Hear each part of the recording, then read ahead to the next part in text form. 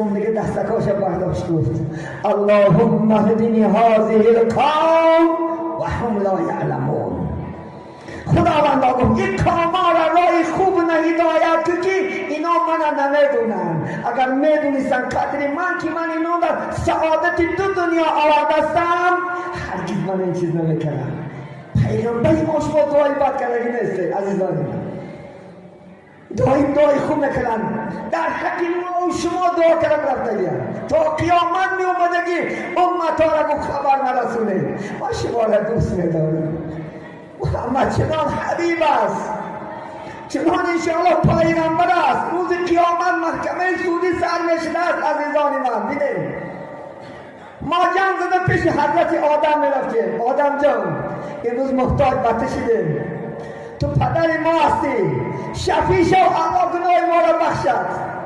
حضرت آدم یک گم زده است حضور من خطا کردم در جنت خدا گندم نخل گفت خوردم رانده شدم. امروز پیش الله خجالتم پیش نوح برید. پیش نوح علیه السلام میمدیم. ای نوح ما را امروز شفاعت نمیکنی، محتاج اینشون ادوکت کردنی تو هستیم. نوح میگفت میبخشه منم قومم در دعا کردگیم که رب لا تذر علی الارض من الکافرین دیارا.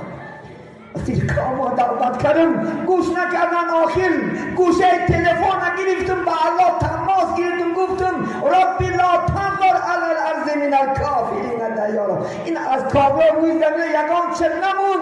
دعا اجابهش این دنیا را آزر کرد. این روز خجالتم. این چنین موسی آخر عاقبت پیشی پیغمبری بشیر و نذیر محمد صلی الله علیه و سلم میآید. چون که محمد هیچ وقت از ما رو نمیگردوند. هیچ وقت بود تا زنده آن حبیبی ودود در غمی آسیان امت بود. تا زنده بود فقط غمی ما گنهکاران را خورد. بین تا زنده بود میگه فقط غمی امت بود.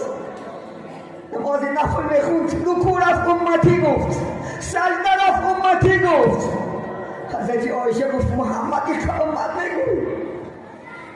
و گفت من خداوند و ما ارسلناکم الا رحمت للعالمین. من تو نگفت نفل سوندم مگرم رحمت و تمام عالمیان. من تا جان دارم امت میگو.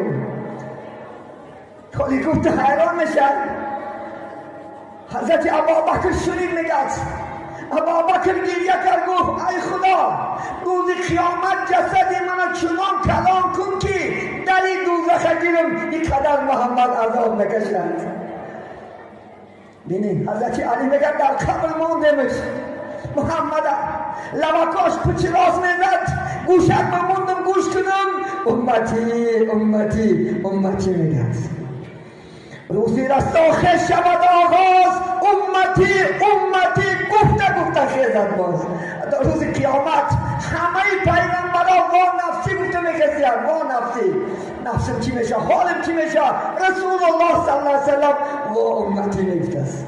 یکم کسی که از قبر میخزد محمد صلی الله علیه وسلم. جبرئیل و میکائیل و عزرائیل میومدن سری قبل محمد صلی الله علیه وسلم. خیز وقتی که آمد شد صدا نمیبرمد است. آخر وقتی حساب کتاب شد نمیبرمد است. آخر امروز که وقتی حساب کتابی امتا چید و امتی گفتم محمد از خاک سر نبردارد. چون این پیغمبر داریم عزیزان من. چون این پیغمبر باید دوست داریم، باید سنتاش زنده کنیم. پیغمبر کسی را شفاعت کرده است که او در جاده پیغمبر است. کیا محمد شفاعت میکنه روز قیامت؟ کسی که سنتاش کراشه، کسی که شناختاشش. ما مسلمان ها همه طبق زندگیمون مثل سنتای محمد باشه.